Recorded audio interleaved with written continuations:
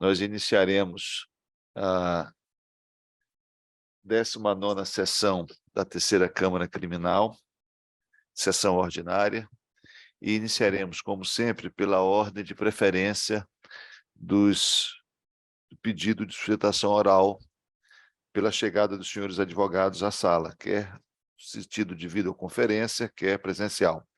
Mas antes indago aos senhores desembargadores se há algum registro em relação à sessão anterior, se nós, por isso, podemos considerá-la aprovada. Da minha parte, aprovado. Não há nenhum registro, né, em relação... Pois bem, o primeiro advogado que chegou à sessão é o advogado do quarto processo pautado, que é um habeas corpus de minha relatoria, é o habeas corpus número 081-199873, razão pela qual o chamo a julgamento. O relatório ele se encontra lançado nos autos, ele se encontra lançado no sistema do PJE, mas brevemente quero apenas relembrar aos senhores membros da Câmara que se trata de um habeas corpus, que foi impetrado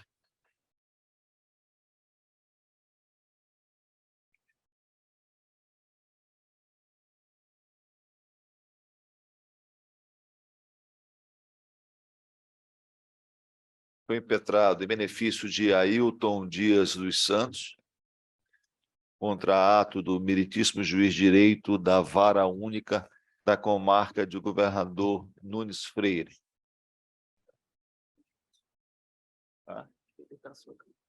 Ok. Perfeito. É o quarto processo. Então, trata-se de habeas corpus com pedido de liminar, tendo alegado o impetrante que no dia 23 de maio de 2023, na cidade de Campo Grande, o paciente teria sido preso preventivamente por força de um mandado exarado em seu desfavor no bojo do processo, na qual o Ministério Público lhe imputa a prática, em tese, do crime esculpido no artigo 121, parágrafo 2º, inciso 4º do Código Penal, fato que teria ocorrido em 14 de 2 de 2021. Ele sustenta, basicamente, que não se evadiu do distrito da culpa e que apenas saiu do local onde ocorreu o delito em razão do temor pela sua vida e de que, tão logo ocorrido o delito, ele se apresentou à delegacia e, em seguida, mudou de endereço. Daí, após indicar que possui predicados pessoais favoráveis, requereu a concessão da liminar com a aplicação das cautelares alternativas e a confirmação no julgamento meritório. A liminar foi indeferida, os autos foram com vistas à Procuradoria-Geral de Justiça, que, em parecer da lavra da doutora Regina Maria da Costa Leite, opinou pelo conhecimento e denegação, de sorte que eu concedo, pelo prazo de 10 minutos, a palavra ao senhor advogado para a sustentação oral, pedindo que Vossa Senhoria, antes de iniciar, consigne o seu nome e a sua OAB para fins de registro. O senhor está com a palavra, por 10 minutos. Obrigado. Bom dia a todos. Aqui quem fala é Antônio Cairo Frazão Pinto, OAB-MS, número 15319.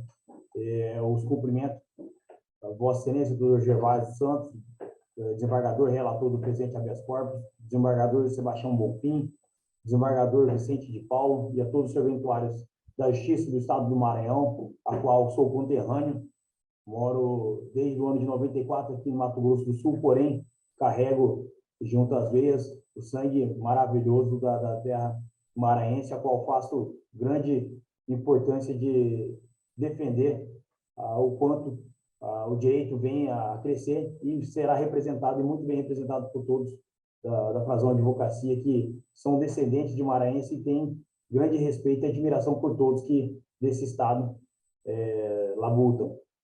Gostaria aqui de repassar a todos, conforme bem aclarado pelo desembargador Gervásio Santos, o intuito do habeas corpus. No presente caso, conforme consta do documento juntado aos autos, os fatos ocorreram dia 14 de fevereiro de 2021, onde, após uma discussão, houve os disparos de arma de fogo, onde Ailton foi tanto autor como também foi vítima de Thaleson, a qual, junto aos autos, também não encontra-se mais na comarca onde ocorreram os fatos. Ailton, conforme juntado nos autos também, foi a vítima dos disparos, compareceu até o hospital de Zedoca, não tendo ali condições de ser tratado, e foi então encaminhado para o Hospital Municipal de São Luís, onde, conforme consta nos autos juntados recentemente, tem a declaração de entrada do mesmo prontuário de internação do dia 15 de fevereiro até o dia 19 de fevereiro de 2021. Ou seja, diversamente do que foi solicitado pelo doutor delegado no dia 19 de fevereiro, ou seja, um dia após o início das investigações, e que no dia 18, primeiro dia útil subsequente aos fatos, ouviram 3 testemunhas, sendo um vizinho, o Thaleson, que é autor também no presente caso, e também sua mãe, a dona Maria. Conforme o termo utilizado pela doutor magistrado singular, não há como acatar o mesmo, alegando que o mesmo mata, ameaça e foge, porque há ainda que ser verificado todos os fatos que ocorreram durante a situação. Segundo, ameaça, conforme o próprio Thaleson, em depoimento, no dia 18 de fevereiro, ele disse que ouviu dizer a tal situação de ameaça, sendo que a própria dona Maria, no mesmo dia de depoimento, estava no mesmo local na hora dos fatos, sequer citou qualquer tipo de ameaça. E pior, chegou a deixar bem claro, conforme o seu depoimento, as folhas 10, de que o Ailton estava em estado grave. Estado grave esse comprovado através do prontuário de internação juntado aos autos, comprovando que o mesmo ficou internado dia 15, dia seguinte aos fatos, até o dia 19. Fato outro também que não há necessidade da manutenção da prisão, que seria a instrução da solicitação de aplicação da lei penal ou garantia da instrução processual. Conforme também juntado aos autos, o que se verifica de toda a instrução inquisitorial é que há uma falha, houve, né, uma falha de comunicação considerável por parte do delegado, bem como com o magistrado singular que determinou a prisão. Eis que os fatos ocorreram no dia 14, a solicitação da prisão preventiva foi no dia 19, o seu Ailton ficou internado do dia 15 até o dia 19, ou seja, 4 dias, não houve sequer um relatório dizendo que foram em qualquer dos hospitais próximos para saber se porventura ele estava ali, e teria como ter comprovado, inclusive foi juntado nos autos de comprovação da internação do mesmo, então a delegacia teria total possibilidade de saber onde estava o seu Ailton, que estaria internado, não teria como ter fugido, já que estava ali internado. Logo, como a prisão foi feita no dia 19, a douta promotoria singular também só se manifestou nos autos no dia 4 de março de 2021. Ou seja, e no dia 5, conforme comprovado nos autos, esse patrono que aqui vos fala, que inclusive é sobrinho do seu Ailton, entrou em contato com a delegacia lá do povoado, juntou a documentação comprovando a residência, marcou a apresentação espontânea do mesmo, o que comprovam os autos, no dia 5 de março, onde compareceu o seu Ailton e sua filha, que é a atual esposa do Thaleson, que também está como autor da tentativa de homicídio contra o seu Ailton. Ou seja, do dia 14, quando aconteceu os fatos, até o dia 5 de março, o mesmo nunca teve foragido. O pedido de prisão no dia 19 só foi analisado no dia 4 de março, e a prisão preventiva só foi decretada no dia 15. E sequer, conforme consta na decisão e no relatório também, a informação de que foram informados para o doutor magistrado o comparecimento espontâneo do seu Ailton da delegacia. Então, me diz aonde que ele estaria foragido se ele estava internado, comprovado a documentação. Após a internação, tendo alta, entrou em contato com o seu advogado, que aqui vos falo, fez a marcação de apresentação espontânea, foi feito o seu depoimento, o seu indiciamento, foi feito o exame de corpo de delito juntado aos autos no dia 5 de março, e a prisão só foi decretada dia 15, ou seja, 10 dias depois, sequer repassaram essa informação para o juiz da comarca, informando, o rapaz que está como autor, que estaria foragido, já compareceu aqui, já deu depoimento, já disse a sua versão dos fatos e fez o exame de corpo de delito. Então, aonde que está a evasão do local do crime? Nenhuma. Após isso daí, o povoado, por ser pequeno e ter uma incidência de violência no local, ele sim teve que se mudar de local de residência junto com a sua família, o qual foi informado também para a delegacia, juntado com o comprovante de residência por este patrono. Conforme está nos autos também, no dia 1º de junho de 2021, mesmo já detém registro em carteira de trabalho junto à comarca de Campo Grande, capital do Mato Grosso do Sul, e não teria como dizer que o mesmo estaria evadido, fugindo ou qualquer outra coisa. Quem que foge e vai registrar a carteira de trabalho? Segundo o registro de trabalho, no dia 12 de janeiro de 2022, o mesmo recebeu o seguro-desemprego, conforme consta da documentação juntada aos autos também, certidão de quitação eleitoral, o mesmo encontra-se em dia com seus deveres de eleitor, voltou ao primeiro e segundo turno das eleições passadas, fez a troca do seu local de trabalho, de votação no dia 23 de abril de 2022, não teria, então, como comprovar que o mesmo evadiu do local sem deixar com qualquer informação que pudesse encontrá-lo. Inclusive, encontra-se também juntado aos autos declaração de trabalho recente demonstrando que o mesmo está trabalhando desde quando saiu do último emprego. Então, não há ferimento à ordem pública porque não foi intenção do mesmo foragido ali. Foi vítima, compareceu ao hospital, ficou internado, voltou assim que pudesse, em primeiro momento, para dar sua versão. Feito o depoimento, exame de corpo de delito, essa informação não foi enviada seja para a promotoria de justiça, seja para o juiz singular. Então, o decreto prisional não se encontra amparado em fundamentos necessários para manter essa prisão. Por isso que essa defesa vinha aqui a Vossas Excelências demonstrar que Ailton tem certeza que cometeu algo, sim, porém tem que ter disponibilizado a possibilidade de demonstrar o que ocorreu. Não há necessidade de sua manutenção de prisão, porque encontra-se com residência fixa, com trabalho lícito, podendo ser encontrado seja por esse patrono, que desde a primeira apresentação de 5 de março de 2021 já vem em comunicação com o local, seja também por parte de publicações dos autos, não tendo, então, a necessidade da manutenção dessa prisão. Eis que, conforme comprovado, não houve o mata, ameaça e foge, e sim houve uma situação que precisa ser melhor aclarada. Ele não fugiu conforme comprovação documental e não ameaçou, porque até então o Thaleson foi bem claro, ouvi dizer. Como é que ouviu dizer de uma ameaça, sendo que a pessoa estava internada 5 dias e, conforme a mãe dele mesmo disse, em estado grave? Então, não há comprovação dessa ameaça, então não há a necessidade da manutenção da prisão. Isso que repita-se, houve uma falha de comunicação entre a delegacia e o juízo para informar o comparecimento espontâneo no dia 5 de março para uma prisão que só foi decretada no dia 15 de março. E a ordem pública não encontra-se atingida, levando em consideração o lapso temporal dos fatos, de dia 14 de 2 de 2021 até 22, são 2 anos, ambas as famílias não moram mais no povoado, então isso, conforme até a certidão juntada aos autos, que não foi localizado o Thaleson para ser citado, requer então a defesa seja concedida aí a revogação da prisão, concedida a ordem para conceder a liberdade para o paciente Ailton, podendo mesmo responder o processo mediante os termos do artigo 319, comprovação de residência, trabalho, junto a essa capital, mediante carta precatória, até o final do processo, é o que desde já se requer, Excelências. Obrigado, doutor. Eu passo a palavra, então, à procuradora, doutora Regina, se mantém um parecer, se faz algum acréscimo. Bom dia a todos, senhores desembargadores, senhores servidores, demais advogados aqui presentes, senhor advogado que se encontra aí online. Eu vou ler só uma parte principal do meu parecer.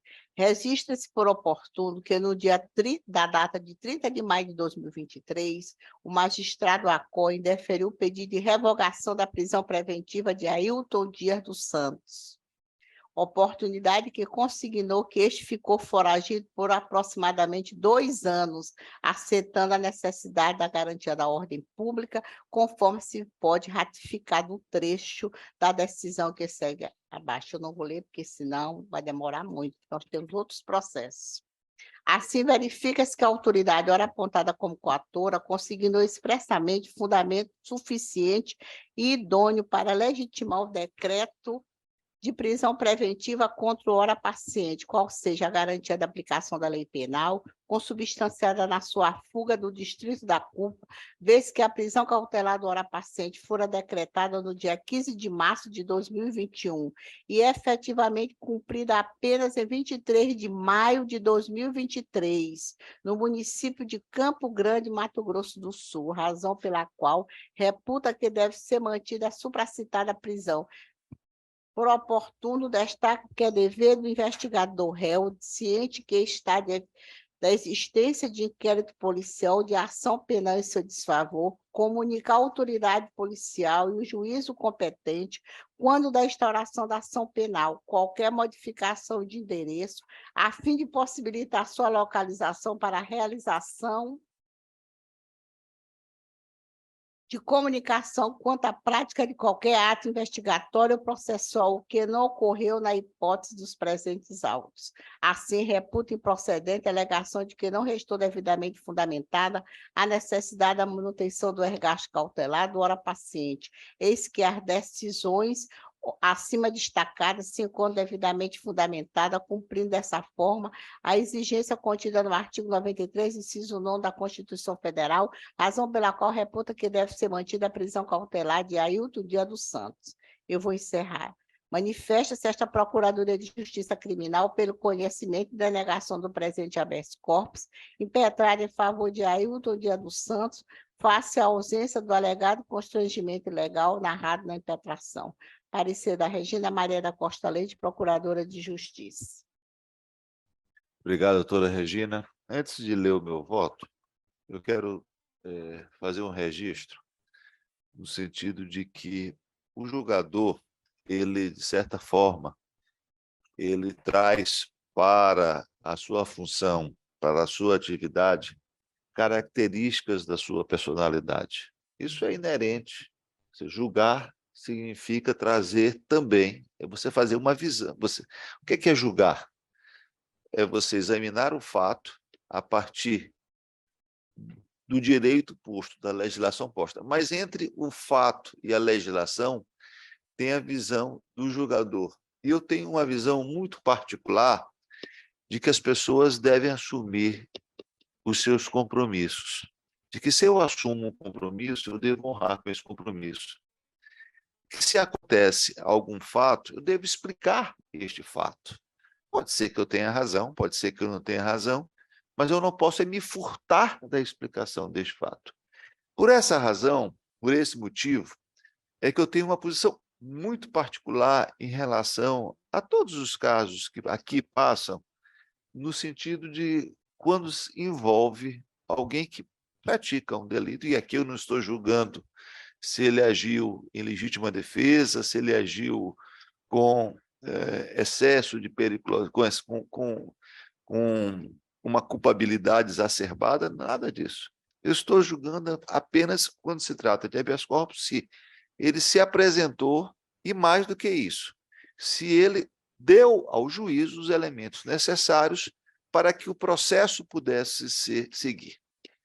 Via de regra, as pessoas, às vezes, isso não é este o primeiro caso, as pessoas praticam o delito, saem do distrito da culpa, sempre com o argumento de que estão sendo perseguidos, sempre com o argumento de que tiveram necessidade de se ausentar, e aí ficam na penumbra, e quando, por alguma razão, em algum motivo, são interceptados, via de regra, numa barreira policial, comparecem juiz e diz: olha, nós não tinha a intenção de me furtar do distrito da culpa, mas se mudou de endereço, se sabia que houve um fato que o envolveu e não comunicou, a mim, no meu sentir, é suficiente para a manutenção do regasto. É claro que, iniciada a instrução processual e o juízo de base, verificando que, efetivamente, ele possui os requisitos necessários para responder em liberdade, que assim o faça.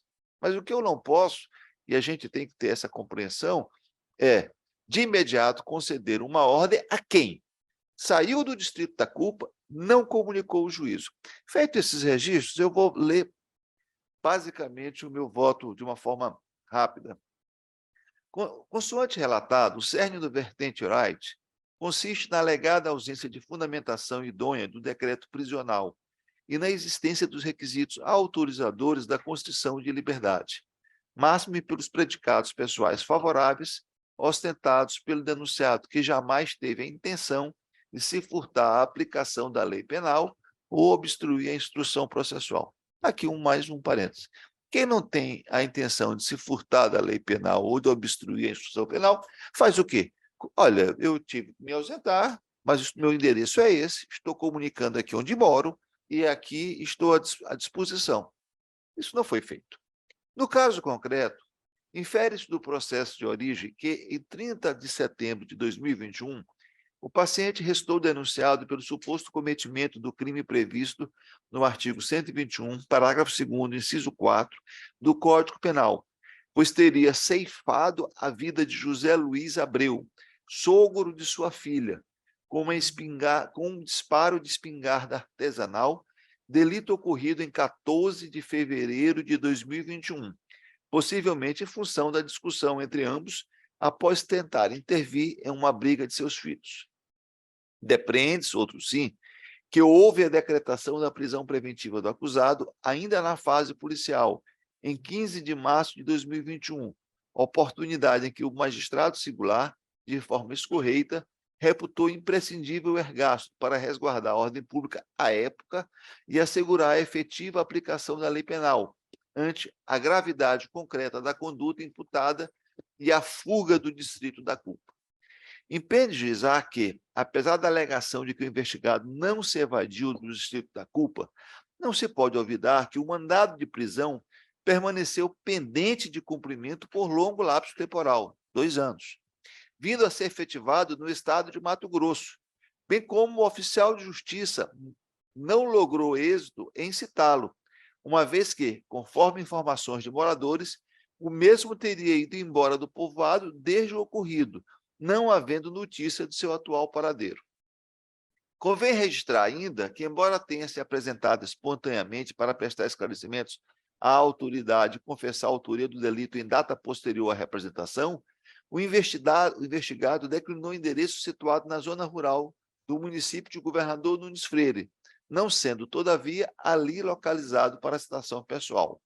Por outro lado, efetivada a prisão e formulado o pedido de revogação do ergasto pela defesa, a autoridade indigitada coatora, em recente decisão datada de 30 de maio de 2023, manifestou-se pela manutenção do encarceramento do custodiado, dada a persistência dos requisitos autorizadores da Constituição de Liberdade. Na referida decisão, o juiz Acó pontuou que o acusado permaneceu foragido por cerca de 2 anos, uma vez que teve a prisão decretada em março de 2021, ao passo que o cumprimento do mandato se deu apenas em 23 de maio de 2023, quando parado em barreira policial. E aqui abro um parênteses para dizer o seguinte: hoje o BNMP ele pode ser consultado por qualquer policial numa barreira. Então, isso tem efetivamente causado um aumento de prisões de pessoas que se evadem do distrito da culpa após um determinado delito e aí são surpreendidas anos depois pela prisão. Destacou outro sim que o primeiro denunciado, ciente da gravidade do delito por ele perpetrado, evadiu-se da cidade sem prévia comunicação deste juízo, permanecendo inerte acerca dos fatos cometidos desde então. Nesse ponto em particular, como bem assinalado pela douta Procuradoria-Geral de Justiça, em parecer da doutora Regina, se disso que, abro aspas, é dever do investigado réu, ciente que está na existência de inquérito policial e ou ação penal em seu desfavor, comunicar à autoridade policial e o juízo competente, quando da instauração da ação penal, qualquer modificação de endereço, a fim de possibilitar sua localização para a realização de comunicação contra a prática de qualquer ato investigatório ou processual, assentado 312 do Código de Processo Penal. Dessa forma, conclui-se que a prisão preventiva, a despeito de sua extrema ratio, revela-se, no caso, pertinente, de modo que, havendo a indicação de fundamentos concretos para justificar essa agregação, não se mostra cabível a aplicação de cautelares alternativas, visto que, neste momento, é suficiente para os fins pretendidos. E aqui quero abrir um parênteses. Nada impede que, iniciada a instrução, ouvidas testemunhas, prestado o interrogatório, possa o juiz de base, reanalisando as condições, reanalisando a situação pessoal do paciente, aí sim ele, após dar início à instrução, deliberar pela substituição da prisão por medidas cautelares. Ante o exposto, de acordo com o parecer da Procuradoria-Geral de Justiça, embora conheça do habeas corpus, denego a ordem impetrada e indago ao senhor desembargador Sebastião Bonfim como voto. Senhor presidente, bom dia, senhor desembargador Vicente Castro. Também meu bom dia, doutora Regina, procuradora de Justiça, senhor serventuário. Também queria, antes de proferir meu voto, senhor presidente, parabenizar o nosso querido secretário, pelo seu aniversário ontem, Duval. Que Deus continue te protegendo e abençoando, e vida longa. Senhor presidente, na sua introdução, eu acho importante que o direito é belo por isso, né? Porque não é uma matéria exata, né? E que 2 e 2 é 4, direito pode, 2 e 2 pode dar 50. Graças a Deus, doutor, né? senão nós não estaríamos aqui. Exato. 2 e 2 não é 4, ainda vai depender de quem está arguindo e de quem está... Pode, 2 e 2 pode dar 50, 60, 80, 100, 1000, né? Mas eu vou acompanhar Vossa Excelência, entendeu? Vou acompanhar Vossa Excelência, embora ele esteja trabalhando e estava lá, mas se realmente for a justiça da culpa, embora tenha sido apresentado ainda na base de investigação. Também não ele deveria ter se apresentado a juiz e dizer onde é que estava. Isso não impede também de pedir um relaxamento da prisão, uma liberdade provisória, comprovando esse fato. Estou acompanhando Vossa Excelência. Como voto do desembargador? Senhor presidente, ele está exercendo que profissão lá no Mato Grosso? Bem, há uma declaração nos autos, que é uma declaração, ou seja, não é a cópia da carteira de motorista, mas uma declaração de que ele estaria sendo operador de motosserra. É uma declaração, Sim. mas de uma pessoa física, senhor chamado Miguel Brandão Tel Valles. Que normalmente é profissão autônoma, né? Ele nunca é vinculado a uma pessoa jurídica ou pessoa física. Eu acompanho Vossa Excelência, denegando a ordem.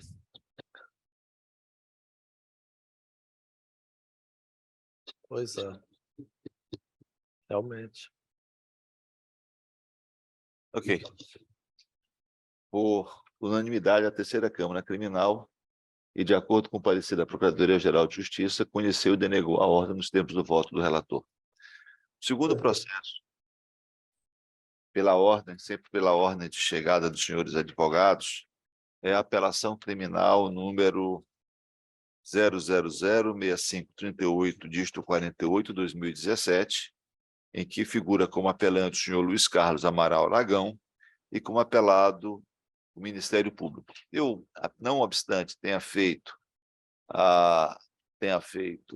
lançado os autos do PJE, vou fazer também um breve resumo dos fatos. Mas é o primeiro da pauta, Ele é o primeiro da pauta. É do desembargador Bonfim. Relator. Perdão, desembargador Bonfim. O meu é o segundo da pauta, desembargador Bonfim, perdão. Essa é vontade só de... Com a palavra, o senhor desembargador Sebastião Bonfim, pedindo todas as minhas venhas pela... Que é isso, meu presidente, que é isso. Presidente Gervásio Santos, senhor desembargador Vicente de Paula, trata-se de apelação criminal interposta por Luiz Carlos Amaral Aragão em face da sentença exarada pelo juiz de direito da terceira vara do Tribunal do Júri do Termo Judiciário de São Luís, da comarca de São Luís, que acatou o veredito dos jurados para condenar o apelante pela prática do delito previsto no artigo 121, caput, combinado com o artigo 69 do mesmo diploma legal, homicídio simples em concurso material por 3 vezes, a pena de 33 anos e 1 mês e 15 dias de reclusão em regime inicial fechado. Consta dos autos que no dia 28 de abril de 2017, por volta das 21 horas, na Estrada da Vitória, no bairro Apeadouro, o apelante, agindo com ânimo mercante, ceifou a vida das vítimas Kervis Souza Coutrinho, Flávio Marques Mesquita e Gabriel dos Santos Costa e Ranilson da Silva Araújo com emprego de arma de fogo. Em suas razões, o apelante sustenta, em síntese, preliminarmente, a anulação da sessão plenária por cessamento de defesa ao argumento de que as testemunhas em substituição foram apresentadas em banca e o pleito indeferido pelo juiz Acor. No mérito, que seja submetido a novo julgamento por ser um veredito condenatório supostamente contrário à prova dos autos, porquanto o recorrente teria agido de forma legítima no exercício de sua função como policial. bem como porque o laudo pericial estaria eivado de vício. Subsidiariamente, o redimensionamento da dosimetria, a fim de que se realize o decote das circunstâncias judiciais, aplicando-se a pena base no mínimo legal. O órgão ministerial, em contrarrazões, pugnou pelo conhecimento e desprovimento do recurso para que a sentença seja mantida por seus próprios fundamentos, uma vez que o Conselho de Sentença acolheu a tese acusatória, a qual possui amparo nas provas produzidas. Manifestou-se a Procuradoria-Geral de Justiça, por meio do parecer da lavra da eminente procuradora Maria Luísa Ribeiro Martins, no sentido do conhecimento do apelo e pelo seu desprovimento. É o relatório, senhor presidente. Obrigado, desembargador Bonfim. Concedo a palavra ao senhor advogado, pelo prazo de até 15 minutos, para a sustentação oral, pedindo a vossa senhoria que consigne o seu nome e a sua OAB para fins de registro. Obrigado, excelência. Excelentíssimo senhor desembargador Gervásio Santos, presidente desta Igreja Câmara Criminal. Excelentíssimo senhor desembargador Sebastião Bonfim, eminente relator. Excelentíssimo desembargador Vicente Castro. Excelentíssima senhora procuradora de Justiça. Colegas advogados aqui presentes, serventuários, as demais pessoas aqui presentes, a todos o meu bom dia. Excelências, a defesa traz aqui 2 pontos importantes quanto à questão preliminar. O que ocorre? Quando da sessão de julgamento do Tribunal do Júri, foram pedidas substituições de algumas testemunhas. O pleito foi indeferido ao fundamento de que elas não teriam sido arroladas no momento do 422 e que aquele pedido, naquele momento, feriria a paridade de armas e que haveria surpresa. Daí, o ferimento da paridade de armas. No entanto, nenhum desses fundamentos subsiste. Por quê? Eu vou explicar a vossas excelências.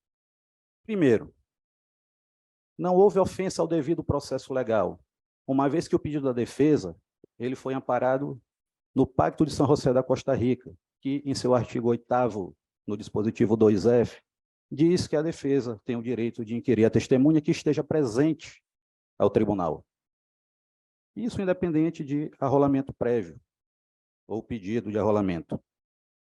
Bom, então não há ofensa ao devido processo legal, uma vez que está amparada no pacto, e o pacto ele foi recepcionado no nosso ordenamento como uma norma de caráter supralegal, ou seja, está apenas naquela classificação hierárquica abaixo da nossa Constituição Federal. Então, assim, amparo legal para o pedido da defesa. Bom, num segundo ponto, e esse o vício que enseja a nulidade ele é mais evidente e o prejuízo é patente, o que ocorre? Uma das testemunhas, a senhora Cátia Silene, ela não havia sido encontrada para a sessão de julgamento. Não foi feita a substituição pelo indeferimento, no entanto, não foi dada a oportunidade de a defesa se manifestar, se insistiria no depoimento dela ou não. Ficou um limbo. O juiz deu prosseguimento à sessão de julgamento, sem oportunizar a defesa a manifestação quanto a essa testemunha. Vejam, excelências, que aqui o vício é claro, a nulidade ela é clara. O cesseamento de defesa aqui, ele está claro. Por quê?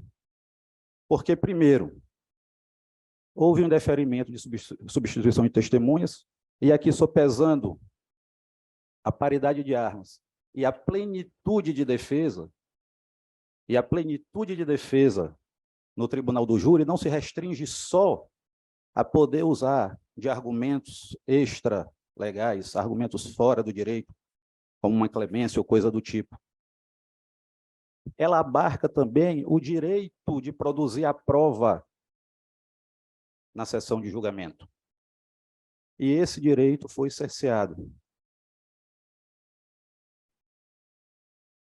A defesa, amparada em dispositivo recepcionado pelo nosso ordenamento jurídico como norma supralegal, que se sobrepõe ao nosso Código de Processo Penal, teve seu pedido indeferido. E digo mais, excelências, em nenhum momento a defesa pediu acréscimo de testemunha. Pediu apenas substituição de testemunhas que haviam sido arroladas no 422. Então, não há ferimento à paridade de armas, sobretudo por quê? Porque essas testemunhas, as quais a defesa pediu para serem ouvidas em plenário do júri, haviam sido ouvidas na primeira fase do procedimento. Tá? Quando a defesa que fez a sessão plenária, que participou da sessão plenária, assumiu o processo, já tinham sido arroladas as testemunhas do 422.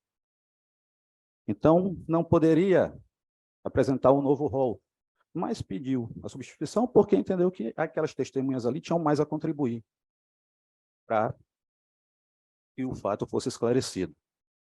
Bom, então, nesse ponto, nós apresentamos essa preliminar de nulidade pelo cesseamento de defesa, uma vez que não houve ofensa ao devido processo legal. O pedido está amparado em norma, inclusive de caráter superior ao Código de Processo Penal. Uma das testemunhas, ainda que se dissesse, olha, eu vou aplicar o 451 do Código de Processo Civil, ainda que se aplicasse para indeferir, teria que ter dado oportunidade com relação à testemunha que não foi encontrada. E o 451 tem dispositivo específico nesse sentido. Se ela não é encontrada, ela pode ser substituída. Não se cogitou nem sequer tentar buscá-la para uma condução coercitiva. Então, há sim um prejuízo, há sim um cesseamento de defesa, e nesse sentido é que a defesa pede a nulidade da sessão de julgamento do Tribunal do Júri. Bom, excelências, apresentada essa preliminar, eu vou me até agora a uma questão e respeitar as discussões, atinente mais próxima ao mérito. Bom, um outro ponto pelo qual a defesa pede a nulidade também é que a decisão dos jurados foi manifestamente contrária à prova dos autos.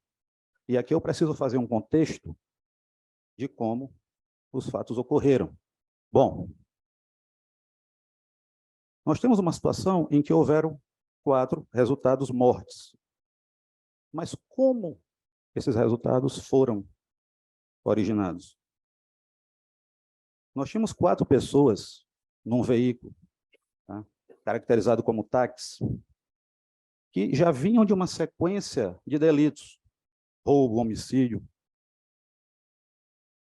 Pessoas que chegaram no bairro, colocaram uma arma numa criança cadeirante, essa criança tem problema até hoje, colocaram arma nas pessoas que estavam no celular na porta da sua casa conversando, e esse senhor aqui, que estava por lá, tem familiares lá, foi acionado enquanto policial. Houve uma perseguição, e nessa perseguição houve troca de tiros. Nessa troca de tiros, as pessoas que estavam no táxi foram atingidas. Tá? Existe um laudo pericial que causa muita estranheza, inclusive a defesa bateu nisso na sessão plenária, que diz que o tiro foi próximo. No entanto, é um laudo referente a um dos indivíduos. E os outros 3? Se houve execução, onde é que estão as características de tiro próximo com relação aos outros 3? Não existe. E um detalhe importante, eu mostro a Vossas Excelências, que não houve uma execução, como as testemunhas arroladas pelo Ministério Público, que são parentes de uma das vítimas, disseram que existe um vídeo no processo em que uma das pessoas ainda está viva. Tá? Esse vídeo consta no processo. Então, não tem como dizer que o apelante chegou lá e saiu executando. Até porque, Excelências, durante a perseguição, era um caminho que eles sempre tomavam, como escape, como fuga. O carro em que eles dirigiam ficou dessa forma. Ele vinha aqui, o que nos leva a crer que o motorista foi atingido durante a troca de tiros, porque houve troca de tiros, isso é fato. Perde o controle, o carro fica dessa forma, fica um por cima do outro. Não teria como o apelante chegar perto e sair atirando. Não tem exame residográfico no carro para dizer, realmente tem resquício de chumbo, de pólvora aqui no carro que denota que houve um tiro lá dentro. da forma como foi narrado. Não existe isso. Se fosse uma execução,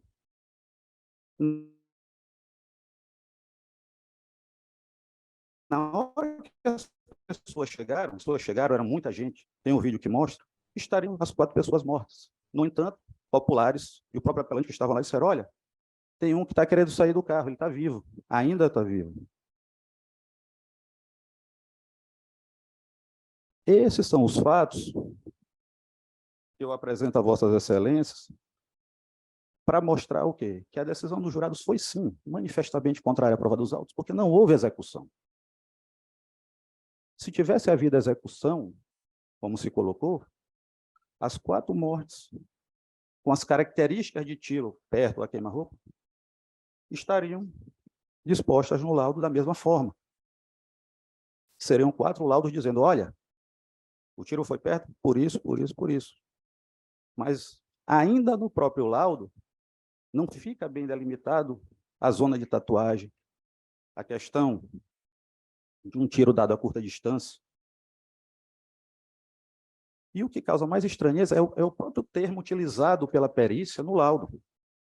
Eu, particularmente, excelências, nesses 2005 para cá, são 18 anos de advocacia criminal, eu nunca tinha visto um laudo em que um perito técnico coloca, houve um tiro a queima-roupa, sem sequer estar entre aspas. Bom, essa é questão de cada perito, mas eu nunca tinha visto isso. Então, causa estranheza que isso tenha se dado dessa forma e com relação aos outros, não. Então, peraí, se foi execução, as mortes teriam as mesmas características e não tiveram.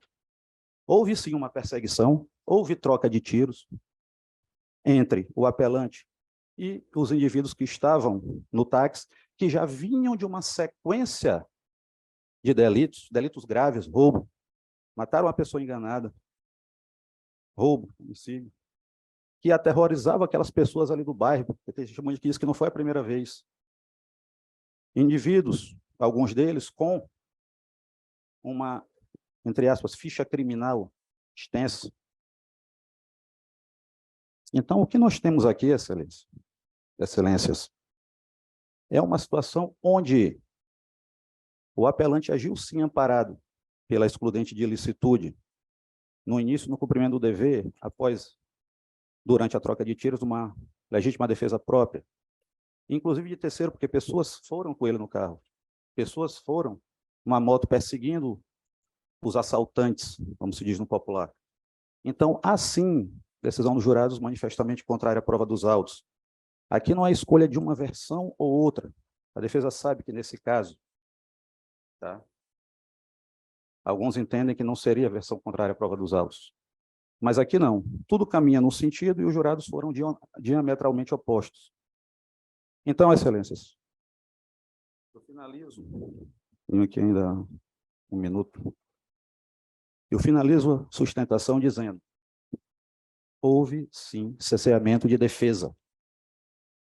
O pedido de substituição da defesa, das testemunhas pela defesa, estava e está amparado, sim, no nosso ordenamento jurídico. Está amparado na Convenção Americana de Direitos Humanos, Pacto de São José da Costa Rica, recepcionado pelo Decreto 678 de 92, e que tem como status dado pelo Supremo Tribunal Federal, no julgamento do recurso especial 466-343, tema 60 de repercussão geral, caráter supralegal. Ressalto que não houve pedido de acréscimo. Até poderia. Por quê?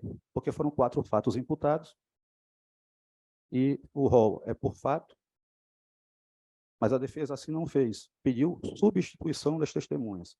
E mais evidente o cerceamento, porque uma das testemunhas arroladas no 422, que não foi encontrada,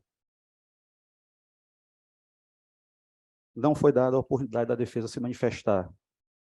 Se manteria o pedido de oitiva ou se a dispensaria. O juiz simplesmente deu seguimento à sessão de julgamento pelo Tribunal do Júri. Tudo isso que eu falo a Vossas Excelências foi apontado em momento oportuno, como preceitua o 571 do Código de Processo Penal, então não há preclusão. Tá? O prejuízo é patente, Excelências, porque testemunhas que poderiam ter dado um desfecho diferente não foram ouvidas. E, por fim, houve sim decisão dos jurados manifestamente contrária à prova dos autos, como eu coloquei aqui a Vossas Excelências. A defesa agradece a atenção, eu fico à disposição para qualquer questão de fato. Muito obrigado, Excelências.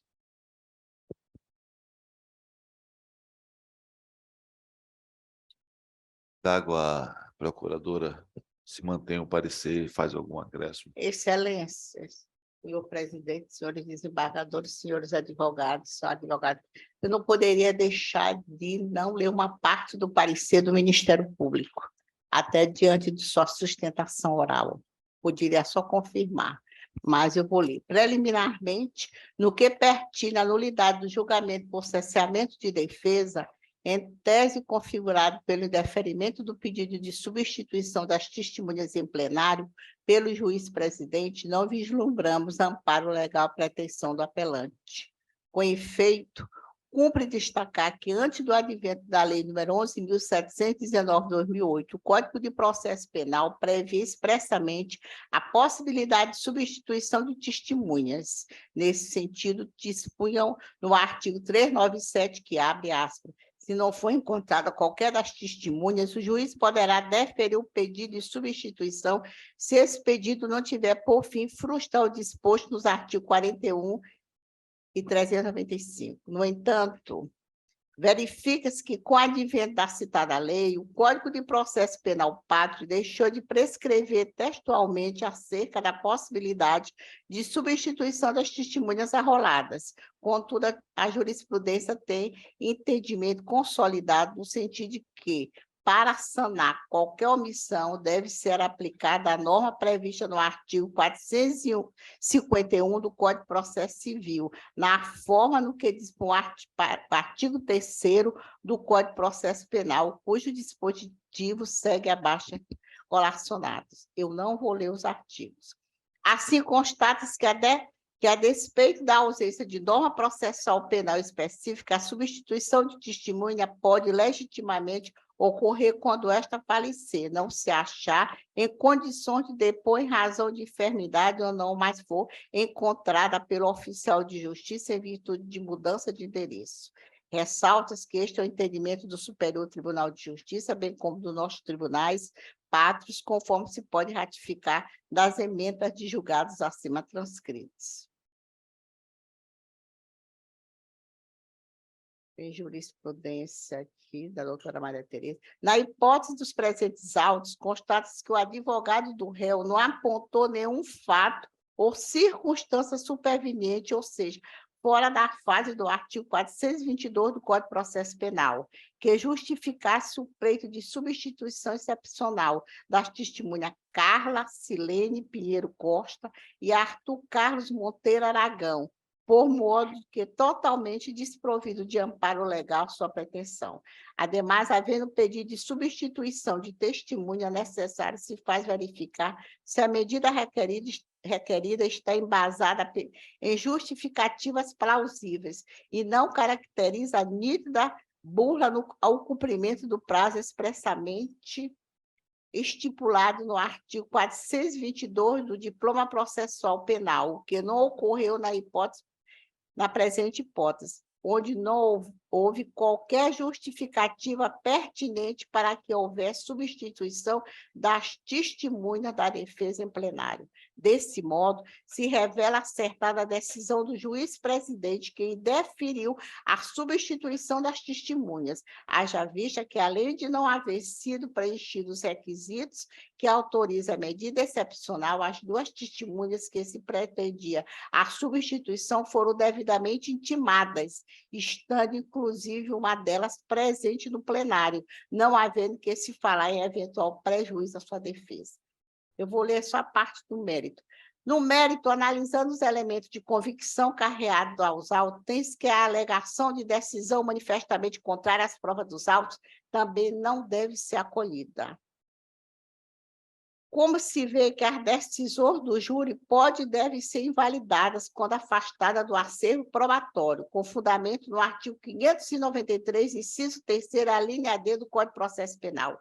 No entanto, a sigilosidade dos vereditos permite aos jurados decidirem com base em sua íntima convicção, não estando obrigados a fundamentar seu decísio, o que exige maior cautela na análise do pedido de reforma as suas sentenças, sob pena de se subtrair do Tribunal Popular sua competência constitucional.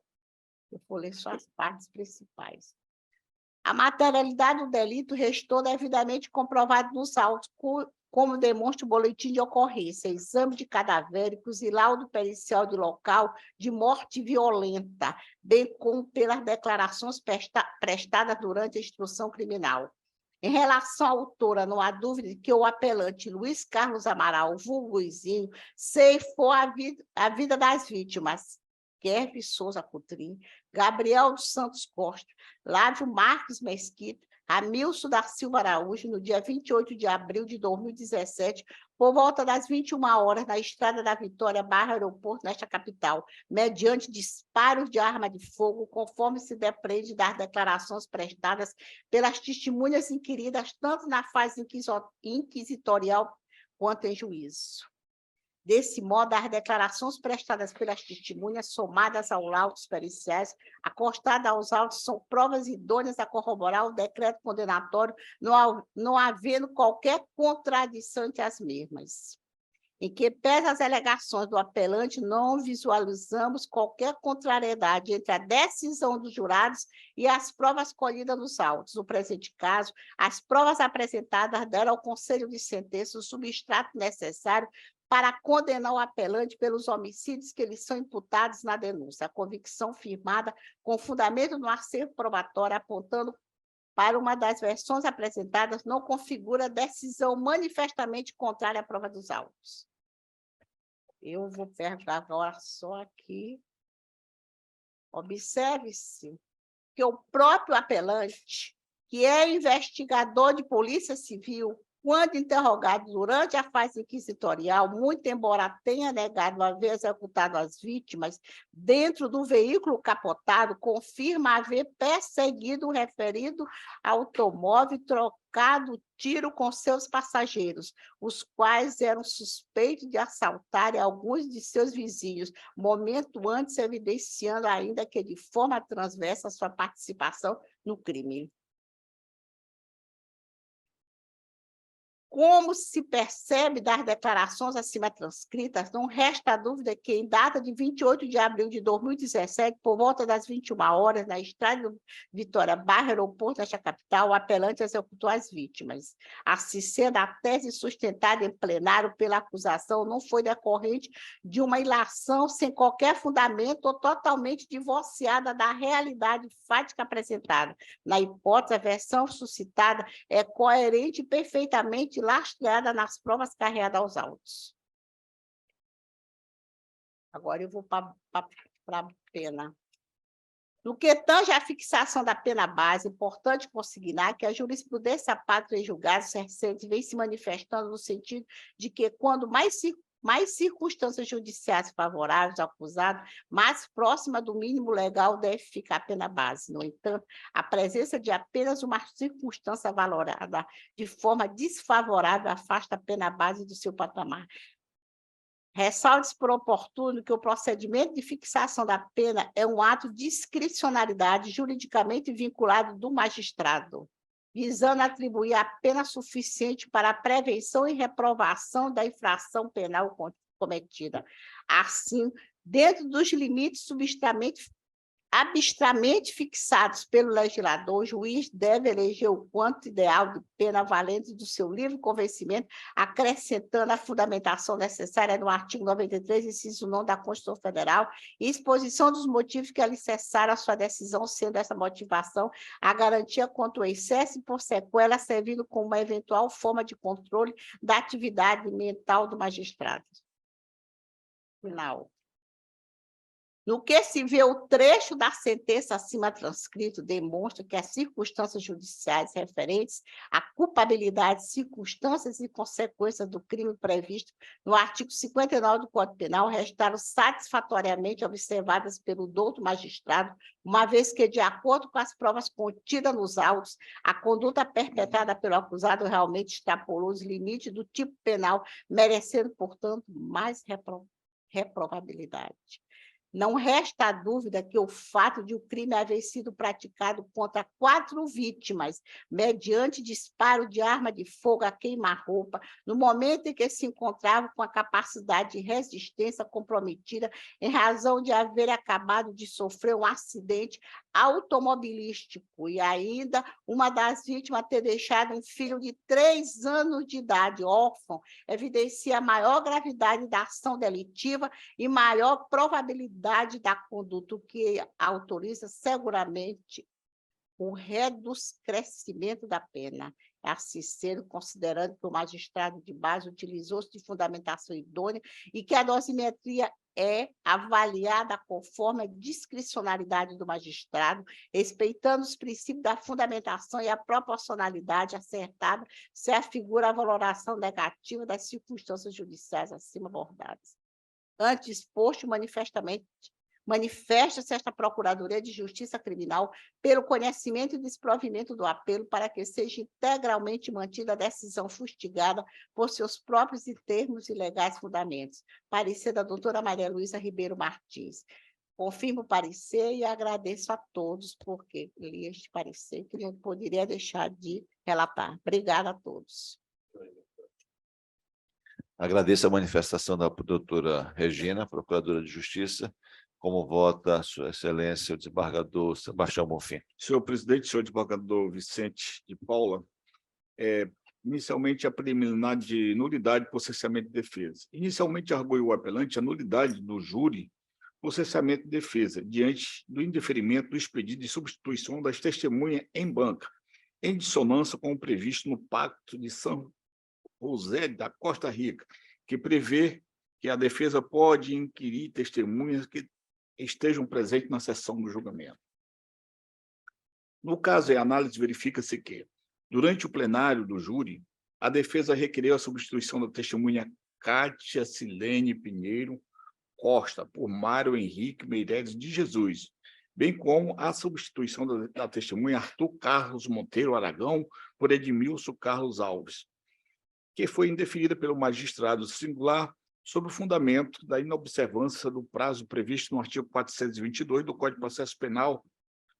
Vejamos, apesar do entendimento de que, para cada crime, é possível arrolar 5 testemunhas, e no presente caso seria possível arrolar o número máximo de 20 testemunhas, e não negando a vigência desse pacto, devendo as partes, após notificadas, obedecer o prazo previsto no artigo 422 do Código de Processo Penal. Concordo com o promotor de justiça que não vigora apenas o princípio da ampla defesa, existindo também o princípio do devido processo legal e da paridade de armas. Diante do exposto, indefiro o pedido formulado de substituição das testemunhas de defesa. Isso é uma decisão do magistrado, residente no ID 203.405.29. Pois bem, verifico que não assiste razão à defesa, tendo o juízo decidido de conformidade com o ordenamento jurídico. O artigo 422 do Código de Processo Penal prevê que as partes serão intimadas para que, no prazo de 5 dias, apresente rol de testemunhas que irão depor em plenário.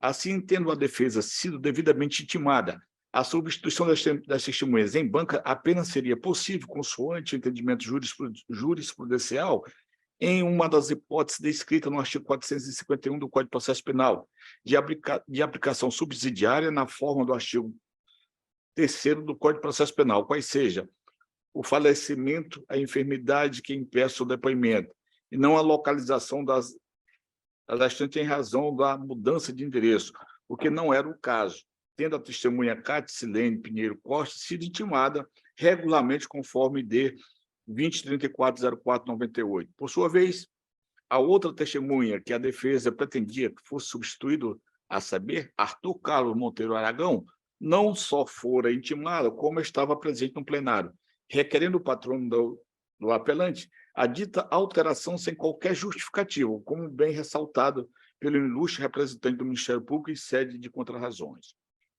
Vejamos, observa-se que a testemunha Dilson Carlos Alves, indicada pela defesa, não foi mencionada em qualquer das fases do procedimento. Observa-se ainda que a defesa, por certo, realizou outros contatos com o réu antes do dia do julgamento e já acompanhava a presente demanda da fase do artigo 422 do Código de Processo Penal, o que não nos causa, pois, estranheza o fato de que, tão somente no dia do julgamento, em plenário, teria a defesa resolvido revelar testemunhas de alegada importância ao ponto de trazer supostos prejuízos ao recorrente, se não ouvidas. Ora, se as testemunhas eram imprescindíveis aos delitos da causa, por qual motivo não foram arroladas no desenrolado feito dentro do prazo previsto? Destaca-se que ambas as testemunhas que a defesa pretendia substituir, Cátia Silene Pinheiro Costa, por Mário Henrique Pereira de Jesus, e Arthur Carlos Monteiro Aragão, por Edilson Carlos Alves, foram devidamente intimadas, estando inclusive Arthur presente no plenário.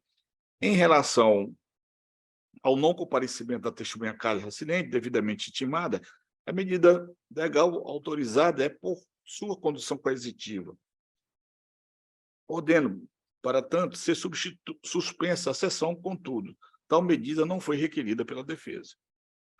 Desse modo, operou-se a preclusão temporal e consumativa, no que concerne a substituição da testemunha, não havendo que se falar em cessamento de defesa. Além disso, ainda que o artigo 209 do Código de Processo Penal autorize o magistrado a ouvir outras testemunhas, além daquelas indicadas pelas partes, tal matéria inclui-se na esfera da discricionalidade do juiz, não constituindo direito subjetivo da parte, conforme já decidido pelo Superior Tribunal de Justiça. E aqui, junto, farta jurisprudência nesse sentido, que peço venha para não ler, mas se tiver necessidade. A propósito, esse é o entendimento também da Câmara Criminal, em recente julgamento da relatoria da nossa Câmara Criminal, da eminente desembargadora Sônia Amaral, e aqui junto, um HC da doutora Sônia, nesse sentido. Nos termos de fundamento, rejeita a preliminar suscitada e submete à votação do egrégio colegiado. Desembargador, eu ouvi atentamente a sustentação oral realizada pelo senhor advogado, a quem parabenizo pelo seu conteúdo. Mas veja, eu não tenho dúvidas em acompanhar Vossa Excelência, porque o que me parece é o seguinte: no prazo do artigo 422, a defesa arrolou as testemunhas, correto? Sim. Ainda que tenha o feito em caráter de imprescindibilidade, né, ainda que tenha feito caráter de imprescindibilidade, o parágrafo 1º do artigo 461, ele estabelece o seguinte: em relação àquela testemunha arrolada em caráter de imprescindibilidade e que não tenha havido o comparecimento,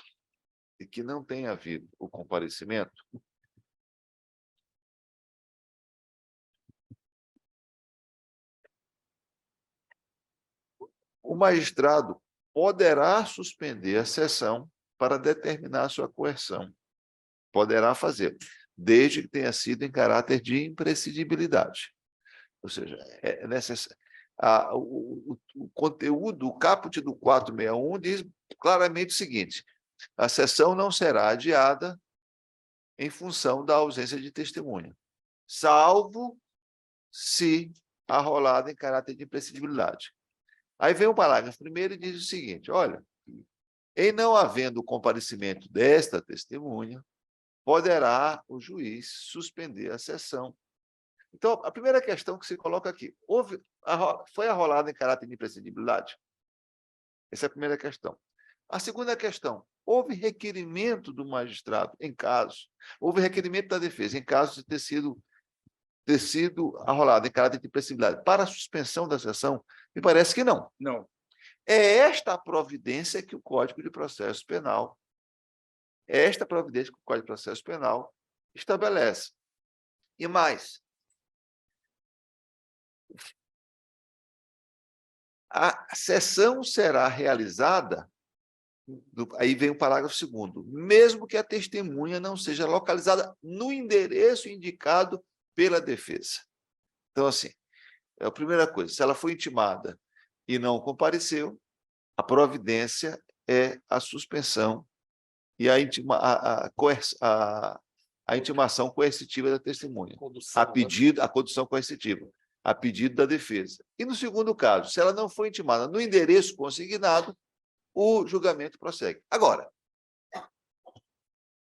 a leitura que a defesa faz do Pacto de San José da Costa Rica é uma leitura que ela não pode ser feita, e aí, devido a venha, mas ela não pode ser feita em caráter absoluto. O que diz esse dispositivo do Pacto de San José da Costa Rica? Que, na verdade, o fim teológico é o seguinte, de que a defesa tem direito de ouvir as testemunhas, né, presentes, naturalmente, desde que... Aí vem o complemento do direito nacional, quer aqui, quer em qualquer um dos países signatários do pacto. Ou seja, a norma ela não é absoluta, ela é complementada por uma norma de caráter adjetivo. Qual seja, a de que obedeça os requisitos previstos nos respectivos códigos nacionais. No nosso caso específico, há necessidade que ela seja rolada. Imaginem o seguinte, tá? Eu não tenho conhecimento para dizer se em algum outro código nacional de processo penal há a possibilidade de se aplicar de forma automática esse dispositivo. Então, trata-se de um argumento com a devida venha, ele tem que ser lido de acordo com a lei pátria de qualquer um dos países. Então, eu não tenho dúvida em acompanhar a Vossa Excelência e indago ao desembargador Vicente de Paula como vota com Vossa Excelência. Senhor presidente, eu estou acompanhando o eminente relator, até porque, no caso, uma das testemunhas em relação à qual o advogado pediu sua substituição compareceu à sessão, estava presente, né? Tem esse detalhe. Tem um que estava presente. A outra não foi localizada. Mas, vejam bem, no caso de não localização, é evidente que a defesa terá que ser previamente intimada para se manifestar sobre essa não localização e, então, promover a sua substituição, né? Aí, na verdade, creio que há uma certa divergência, porque me parece que o parágrafo 2º, e aqui eu vou pedir venha para ler, o parágrafo 2º, o julgamento será realizado mesmo na hipótese de a testemunha não ser encontrada no local indicado, se assim for certificado por oficial de justiça, porque é ônus. E houve a certificação do oficial de É justiça. ônus da defesa indicar, a localização. E até porque essa certidão ela vem muito antes do julgamento. Mas e no caso de a testemunha não residir no local indicado pela defesa, não é isso? Sim, Porque se ela reside no local indicado pela defesa e não é encontrada, e aí é que tem que se diligenciar no sentido dela ser intimada, efetivamente intimada ou substituída. Excelência, Vossa Excelência, me peço só uma questão de fato, um esclarecimento. Se é questão de fato... É questão de fato, Excelência. Com relação à testemunha que foi intimada, não foi dada a oportunidade da defesa se manifestar quanto a ela. O julgamento seguiu. Tá? Por isso que não houve requerimento de condição coercitiva. Só não foi dada a oportunidade da defesa se manifestar com relação a ela. Aí ficou registrado em ato? Então não ficou. Então isso aqui deveria ter levado, porque a gente ia analisar esse ato aqui agora. Entendeu? Porque se agora, no momento, olha, eu quero que você suspenda para que a testemunha seja conduzida. Aí, o juiz, então eu vou indeferir, pois consta em ata, que hoje a gente deferir isso. Se não tem nada em ata, entendeu? E não há nada em ata, desembargador. Não há nada em ata, não tem nada disso em ata. Mas, enfim, a palavra está com o desembargador Vicente, por seu voto. Eu estou acompanhando o relator, desacolhendo a preliminar. E aí eu acho que o desembargador, tanto o desembargador Gervásio andou muito bem, porque o pacto ele não veio para revogar a nossa lei, né? Ele veio para complementar. Dimensão subsidiária. Vossa Excelência pode prosseguir com o seu voto? Sim. Quanto ao mérito. No mérito, o apelante insurge-se contra a sentença declarada pelo juízo ACOR por força da decisão proferida pelo Conselho de Sentença. Ao argumento de que o julgamento do jurado se deu de forma manifestamente contrária às provas dos autos, vez que teria sido demonstrada que o recorrente agiu de forma legítima, amparado pelo excludente do estrito cumprimento do dever legal ao exercício de sua função como policial, postergando a sociedade de sua própria vida. Bem analisados e sopesados os argumentos lançados pelo apelo, concluo que não merece prosperar o pleito do recorrente. Sabe-se que, no âmbito do Tribunal do Júri, por expressa disposição constitucional, o veredito dos jurados é soberano, sendo passivo de reforma pelo juízo ad quem, quando evidenciado de forma clara e inequívoca, ser contraditório em relação ao arcabouço probatório constante dos autos. Na mesma linha de raciocínio superior, o Tribunal de Justiça entende que a decisão manifestamente contrária à prova dos autos é aquela que não se encontra amparo nas provas produzidas, destoando, deste modo, inequivocamente, o todo acervo probatório. HC 58, 702, São Paulo, relatoria do nosso querido Reinaldo Soares da Fonseca, quinta turma, julgado no dia 17/11/2020. Na hipótese, não se evidencia a contradição dentre a decisão do júri e as provas produzidas, uma vez que foram apresentadas duas linhas argumentativas durante a instrução processual, divergindo entre si no tocante à presença ou não de excludente de licitude do estrito cumprimento do dever legal. Ao apreciar as teses da acusação e da defesa, os jurados acolheram a do Ministério Público, decidindo que o réu não agiu sob a excludente do estrito cumprimento do dever legal, a qual, ao contrário do alegado pelo recorrente, encontra-se plenamente amparada nas provas produzidas nos autos, quais seja depoimento das testemunhas oculares que afirmaram que o apelante, após a colisão com o veículo que estavam os vitimados, desceu de seu automóvel e aproximou-se e efetuou disparo contra aqueles. O auto de apreensão, que constatou a existência no interior do veículo das vítimas de um simulacro de arma de fogo, de modo que não havia arma de fogo apta a efetuar disparo contra o carro dos recorrentes. Como alegado, os exames cadavéricos de Kevin Souza Coutrinho e Gabriel dos Santos Costa, que demonstra que as tais vítimas foram alvejadas a queima-roupa, o que descredibiliza a versão de que os tiros efetuados pelo recorrente ocorreram durante perseguição. O laudo em local de morte violenta, que atestou que os disparos não foram efetuados pela vítima, mas sim oriundos do interior do veículo Toyota Hilux, pertencente ao apelante. Disso decorre que, caso analisado a situação fática e o conjunto probatório, puderam ser extraídas duas versões acerca do mesmo fato.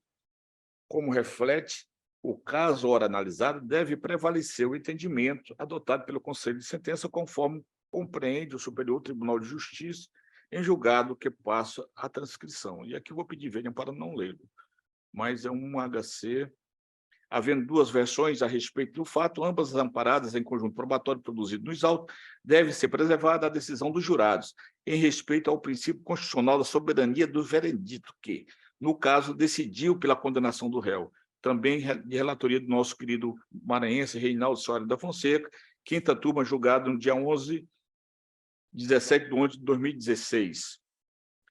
E, na mesma linha de interpretação, este tribunal assim já decidiu. Um depoimento, uma apelação do nosso querido José Joaquim Figueiredo dos Anjos, terceira Câmara. E uma outra, também nesse mesmo sentido, do desembargador José Luiz de Oliveira de Almeida. Assim, tendo o Conselho de Sentença exarado seu veredito conforme o arcabouço fático probatório, sem indício de contrariedade às provas produzidas. Não há que se falar em submissão do apelante a novo julgamento, restando válida a sua condenação como recurso nas penas do artigo 121, caput, combinado com o artigo 69 do Código Penal. da dosimetria. Subsidiariamente, a defesa requer a reapreciação da pena base, a fim de que as circunstâncias judiciais sejam consideradas neutras. Ao realizar a dosimetria da pena, o juiz valorou negativamente os fatores de culpabilidade, circunstância do crime e consequência, sob o seguinte fundamento: da culpabilidade. A culpabilidade do acusado deve aumentar as penas pela exteriorização da vontade dele em matar as 4 vítimas, demonstrada pelo fato de ter efetuado os disparos próximos delas, conforme consta nos incisos 12 e 13 das considerações técnicas periciais do laudo de exame em local da morte violenta, conforme demonstra ID 59, 35, 40, 66 e 59, 35, 40, 67, devendo sofrer maior censura. Circunstância do crime. As circunstâncias dos 4 crimes devem aumentar a pena porque os disparos foram efetuados quando as vítimas estavam indefesas dentro do veículo tombado. Consequências do crime. As consequências devem aumentar a pena somente no crime contra a vítima, Kelly Souza Coutrin, porque essa vítima deixou um filho de 3 anos órfão, conforme declararam nesta sessão as testemunhas Graciele Souza Coutrin e Estefane de Souza Miranda. Passo a analisar cada uma das circunstâncias judiciais acima elencadas. A culpabilidade se refere ao nível de censurabilidade do comportamento do agente e a maior ou menor reprovabilidade da conduta praticada, não devendo funcionar como fundamento da pena, mas como limite desta. Assim, nos ensina César Roberto Bittencourt, no Tratado de Direito Penal, volume 1, página 26, 26ª edição, São Paulo, Saraiva, Educação. Por essa prisão, mantenham o conceito prejudicial ao apelante quanto à circunstância da culpabilidade do agente, vez que, ao laudo pericial, conclui-se que o recorrente desferiu diversos disparos de arma de fogo, a queima-roupa contra as vítimas, aumentando a potencialidade lesiva da ação e evidenciando a censura de reprovabilidade do agente, se não vejamos. Foi observada no cadáver de Flávio Marques Mesquita a presença de 3 ferimentos perfuro contusos como característica de orifício na entrada de projeto, e um ferimento perfuro contuso como característica de orifício de saída de projeto. Foi observado no cadáver de Gabriel dos Santos Costa a presença de um ferimento perfuro contuso com característica de orifício na entrada de projeto. Foi observado no cadáver de Kervin de Souza Coutrin a presença de ferimentos perfuro contuso com característica de orifício na entrada de projeto, e um ferimento perfuro contuso com característica de orifício na saída de projeto. Foi observada no cadáver de Ramilson da Silva Araújo a presença de ferimento perfuro contuso com característica de orifício de entrada de projeto. O veículo GM Classic OX deslocava-se na Estrada da Vitória quando se chocou contra um muro à sua direita, vindo a tombar logo em seguida, ficando com a sua lateral esquerda contra o solo. As 4 vítimas foram atingidas quando se encontravam no interior do veículo. O atirador disparou contra as vítimas próximas a elas. Nesse sentido, já decidiu o Supremo Tribunal Federal em caso similar. Nas situações empíricas, observa que há justificativa de valorização negativa fixada pelo juiz, pois, no caso vertente, verifica o excesso de dolo a justificar a valorização negativa da culpabilidade do réu, ante o maior desfavor da ação do acusado, que desferiu diversos disparos de arma de fogo a queima-roupa contra a vítima, demonstrando a demasiada frieza. Isso está uma jurisprudência do HC 207.922, de Sergipe, de relatoria do ministro Gilmar Mendes, julgado no dia 20/10 de 2021. Quanto às circunstâncias do crime, entende-se que os elementos que não compõem a infração penal, mas que influenciaram em sua gravidade, tais como o estado do homem e do agente, o local da ação delituosa, ao tempo da duração e nas condições de modo de agir, o delito utilizado e a atitude assumida pelo autor no decorrer da realização do fato, relacionamento existente entre o autor e a vítima, entre outros. Nesse contexto, tendo em vista que o delito foi cometido aproveitando-se da impossibilidade da defesa das vítimas, as quais estavam dentro de um veículo tombado, conforme atestado no laudo pericial retromissionado, entendo que restou demonstrado que a conduta cruel do apelante extrapolou o tipo penal, devendo ser mantida a valorização negativa efetuada em sentença. Por fim, no que diz respeito às consequências do crime, em razão da vítima Kevin Souza Coutrin, que ter deixado um filho de 3 anos. Trata-se de fundamento idôneo para elevar a pena base, sendo um mal causado pela ação criminosa que transcende ao resultado típico. Nesse sentido, é também a jurisprudência do Superior Tribunal de Justiça, e aqui cito mais uma do ministro Rogério Signetti e uma outra do ministro Ribeiro Dantas.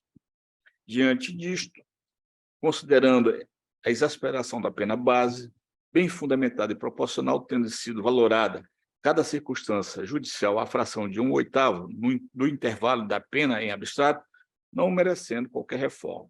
Ante o exposto, de acordo com o parecer da Procuradoria-Geral de Justiça, conheço e nego provimento ao apelo para manter a sentença regastada na forma da fundamentação supra. É como voto, senhor presidente. Obrigado, desembargador Bonfim.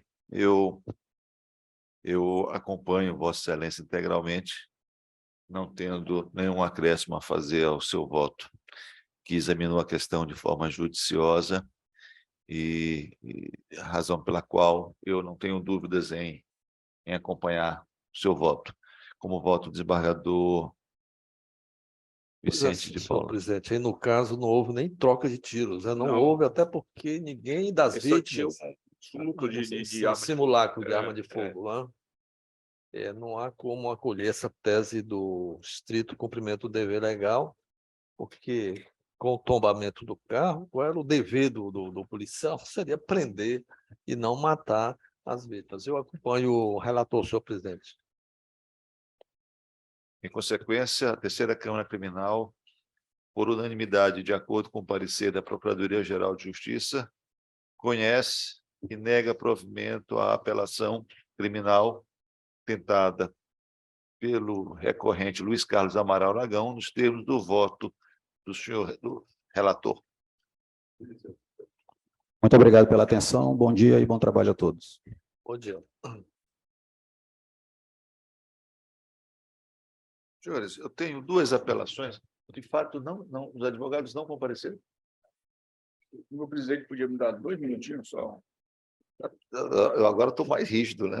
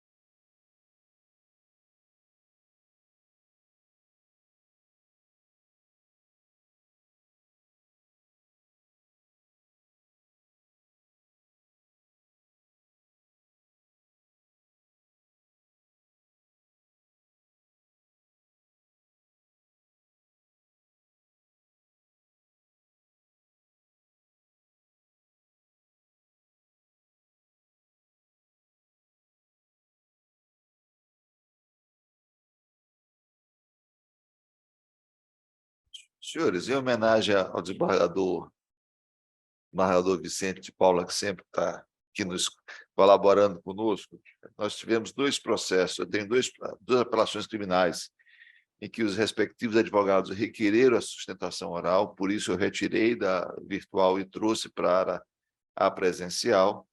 Como eles não compareceram, e de fato não compareceram, não apareceram, nem justificaram absolutamente nada, não houve pedido de adiamento, né? Só para ficar claro em relação a isso. Qual é da pauta, desembargador Gervásio? É o primeiro, é o segundo e o terceiro da pauta.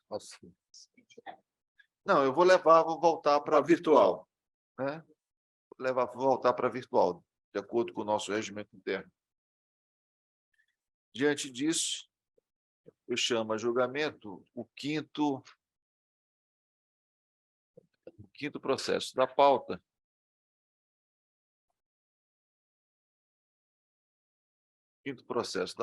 que é o habeas corpus número 081-1561, dígito 32, de minha relatoria, em que é o impetrante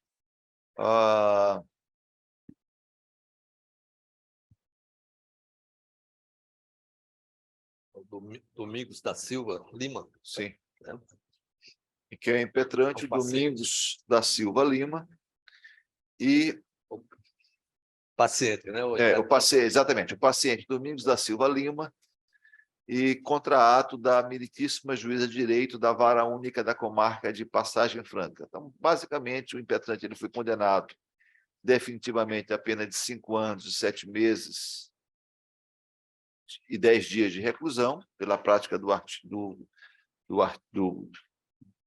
delito previsto no artigo 121, parágrafo 2º, inciso 1 do Código Penal, e lhe foi atribuído o cumprimento em regime semiaberto, porém, segundo o impetrante, ele foi enviado para a unidade prisional de São João dos Patos, cujo regime, exclusivamente para o regime fechado. Então, nessa esteira, ele requereu a concessão da ordem para a obtenção do alvará de soltura, com a respectiva confirmação da decisão do julgamento do mérito.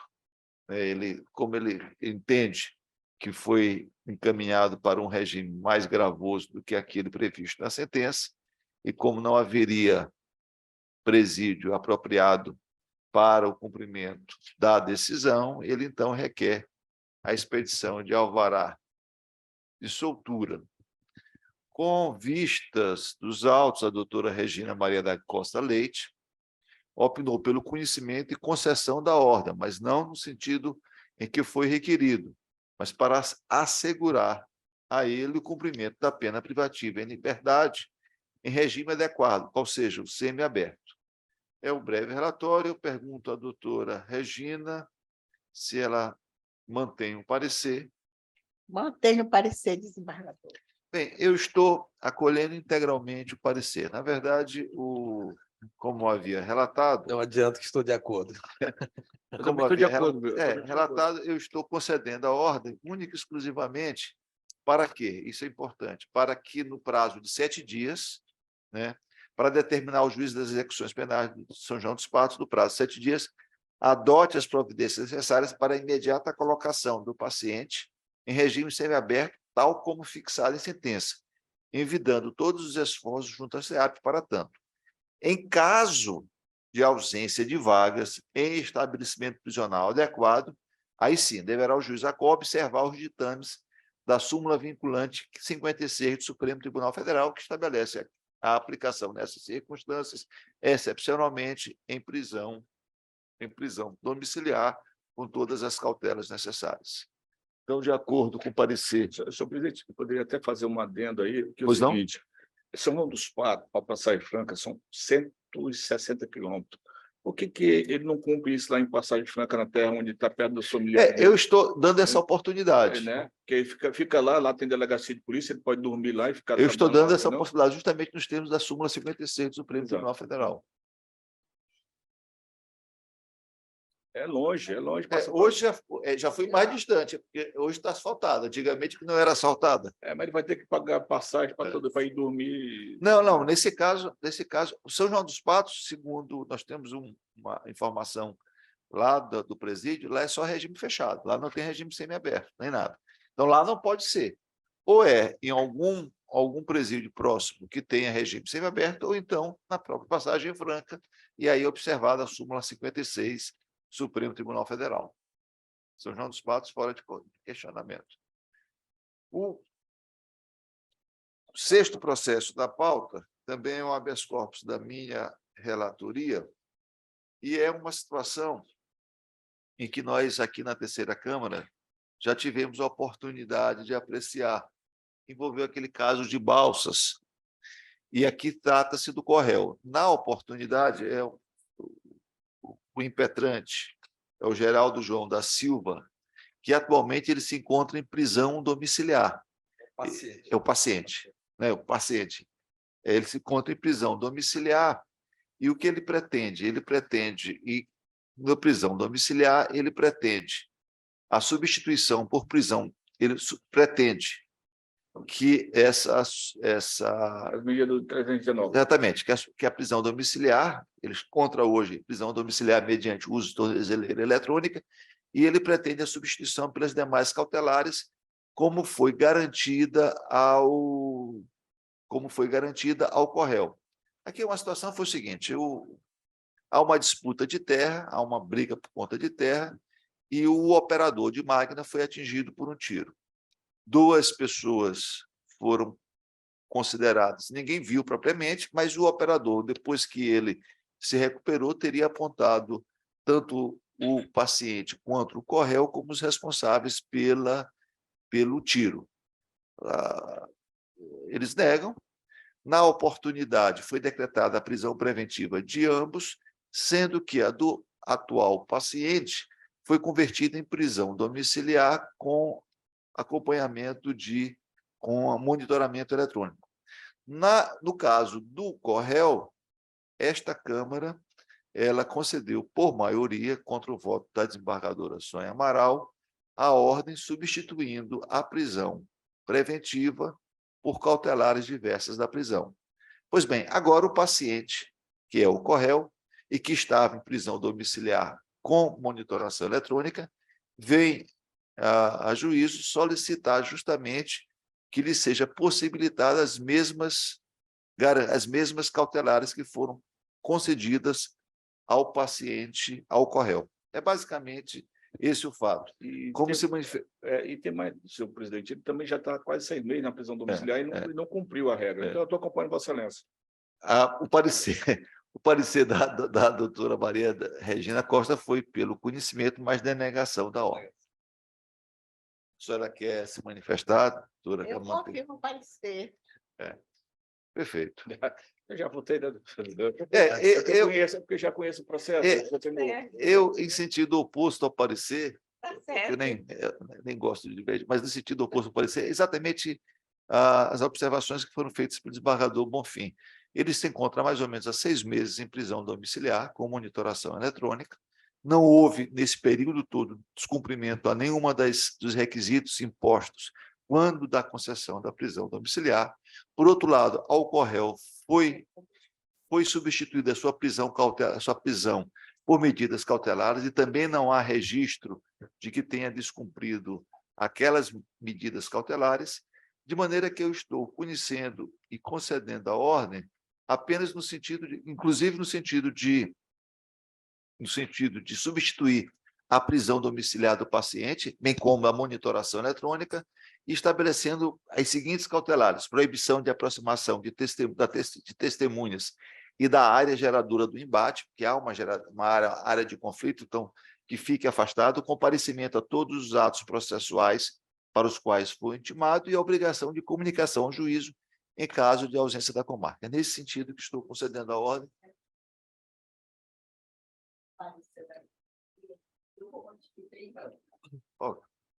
Como vota o desembargador Bonfim?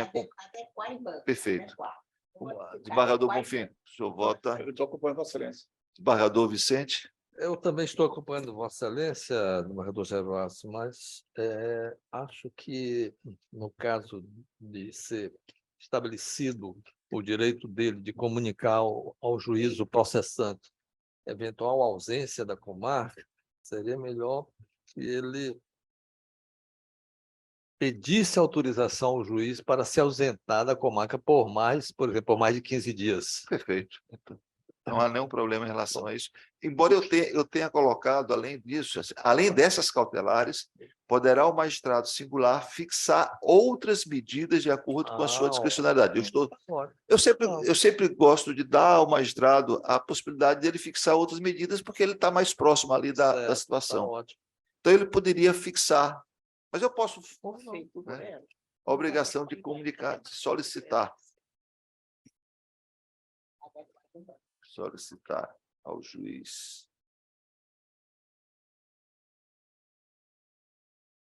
Autorização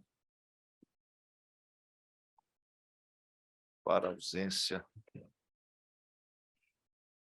da comarca. Acho que não vejo nenhum problema em relação a isso.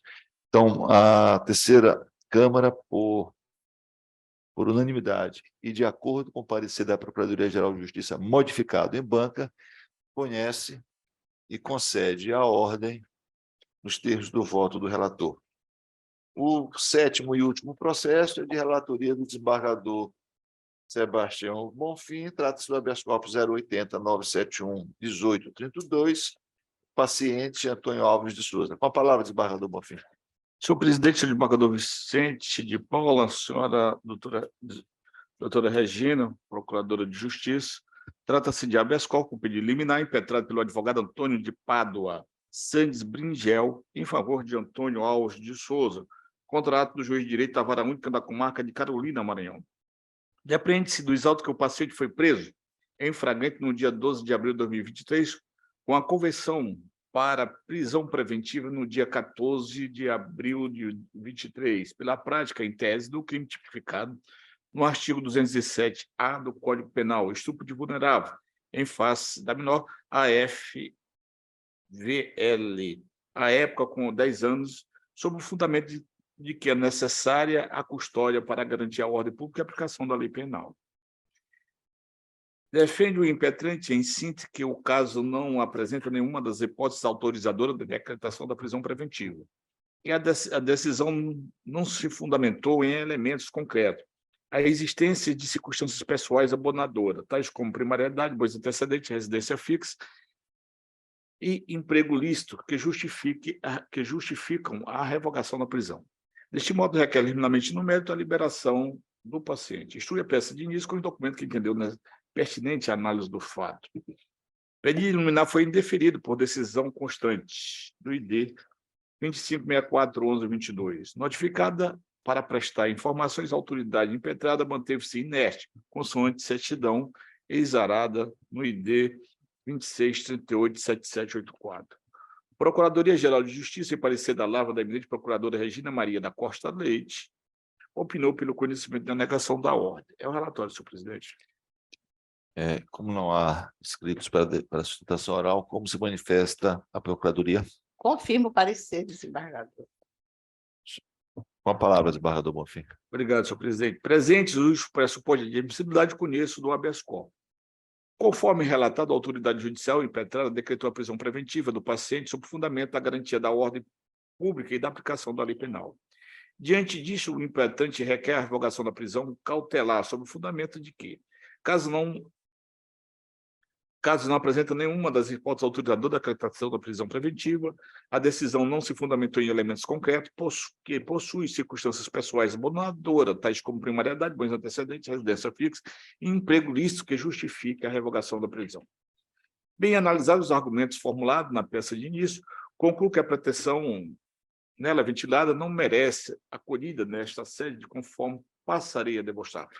Conforme se sabe, a validade da segregação preventiva está condicionada à fundamentação da decisão que a decretou, a qual deverá ser amparada em uma das mais hipóteses previstas no artigo 302 do Código de Processo Penal, revelando-se indispensável a demonstração do fundo delicti e do perigo libertatis. Não se conhece o caráter excepcional dessa modalidade de recolhimento cautelar, que encontra as suas balizas interpretativas delineadas pelos restritos pressupostos do referido artigo 312. Ocorre, todavia, que, ao contrário do que fora alegada pela impetrante, a fundamentação lançada pela autoridade impetrada, antes de ser vaga e abstrata, foi amparada em elementos que reconheceram a prova da materialidade, os indícios suficientes da autoria delitiva, sem deixar de apontar para o risco concreto de que as condutas investigadas e o estado de liberdade do paciente representava a ordem pública, ressaltando o fato de que o depoimento da vítima evidenciou não ser a primeira vez que o paciente tinha praticado o crime que lhe fora atribuído. Em momento posterior, nos autos de origem impetrante, ao revisar o decreto prisional, reforçou o preenchimento dos requisitos e pressupostos autorizadores da medida, destacando a periculosidade acentuada do delito, tendo em vista que ele, o ora paciente, utilizou-se da confiança da vítima, aproveitando-se de sua fragilidade decorrente da idade da menor.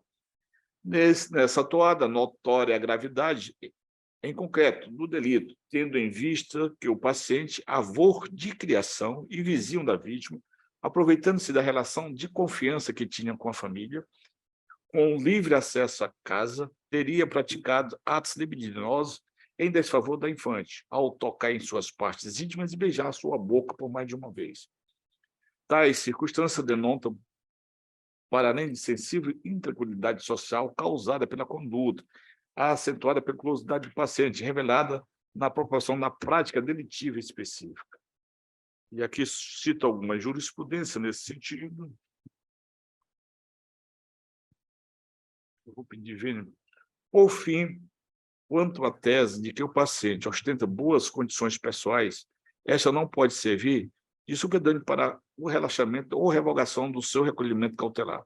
Isto porque o Superior Tribunal de Justiça possui o entendimento de que as condições pessoais favoráveis, tais como primariedade, ocupação lícita e residência fixa, não têm o condão de, por si sós, garantir ao agente a revogação da prisão preventiva se há nos autos elementos hábeis a recomendar a manutenção da custódia cautelar. Por conseguinte, não havendo constrangimento ou coação ilegal a ser reconhecido, presentes os requisitos e pressupostos que servem para autorizar a prisão do paciente, impositiva se faz a manutenção da medida excepcional. Ante ao exposto, de acordo com o parecer da Procuradoria-Geral de Justiça, conheço e denegar a ordem do presente habeas corpus. Como voto, senhor presidente? Eu acompanho Vossa Excelência como voto do desembargador Vicente de Paula. Estou com o relator, senhor presidente. Sim. Terceira Câmara, por unanimidade, de acordo com o parecer da Procuradoria-Geral de Justiça, conheceu e denegou a ordem nos termos do voto do relator. Senhores, nós concluímos a pauta. Quero agradecer a todos, em especial ao desembargador Vicente, que no mês de junho aqui nos deu o prazer da sua companhia. É sempre um prazer e uma honra para mim, Tá. senhor presidente. A doutora Regina, que também sempre nos prestigia, comparecendo pessoalmente, e declaro, então, encerrada a presente sessão. Obrigado.